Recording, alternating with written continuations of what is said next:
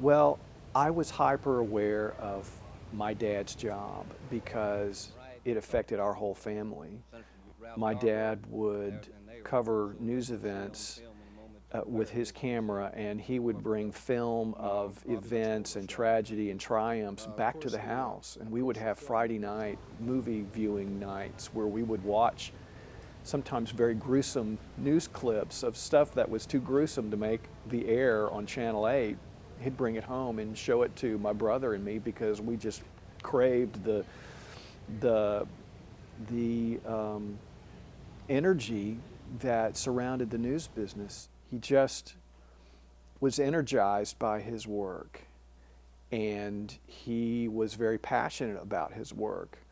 To this day, he's very passionate about the news business. He watches every newscast, critiques every newscast, and it's like, son, you messed up on this, or didn't you mean this, and why didn't you interview so and so in your story, and you didn't have this perspective. And he does this today. He's like 84 years old.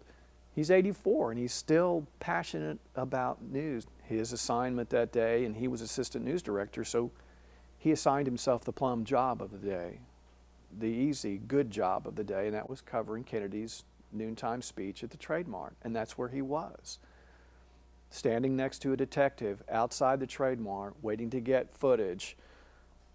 And I hold my hand like that because that's his little Bell and Howell camera. Was you held it in your hand, and he got footage of the motorcade coming by him, speeding by him at 70 miles an hour. And he's like, oh my gosh, what's happened? This is a picture of the hearse leaving Parkland Hospital with President Kennedy's body. His film shows him taking pictures as they roll up on Parkland Hospital, and as he gets out of the car, and as he pulls up on the emergency area, the receiving area at Parkland Hospital, where all this chaos and confusion and tragedy and tears and devastation is going on in this parking lot where the motorcade had pulled up and unloaded Kennedy and Connally. He goes, he can't live. He can't live. He didn't say he was dead because even Sheriff Decker didn't know, but he did tell my dad he can't live. So he commandeered a car out on Harry Hines across the street from Parkland Hospital and just said, take me to Channel 8. And it was some old guy in a Dodge, as my dad described it. He was like, are you crazy? And my dad said, he goes, I'm not going that way. And my dad said, yes, you are. You've got to get me back to Channel 8. The president's been shot and may be dead. Because Channel 8 had gone live at that point, had started, broadcasting live from the newsroom. You can see my dad walk in with his coat on, camera in hand, out of breath, saying, I got to get this developed, this film developed. And he didn't really understand at that time we were going live at the time, but the anchor, Jay Watson, grabbed my dad and said, before you do that, let's talk, let's get you debriefed. And so this is all live on the air. And my dad's out of breath. And he's never done live TV before. So he's trying to process what it is just happened to him and the magnitude of what he had just witnessed had to have been overwhelming. And even though he had reason to believe the president was dead, he didn't say it. He didn't say, I think the president is dead. He just says, he's not sure he could live.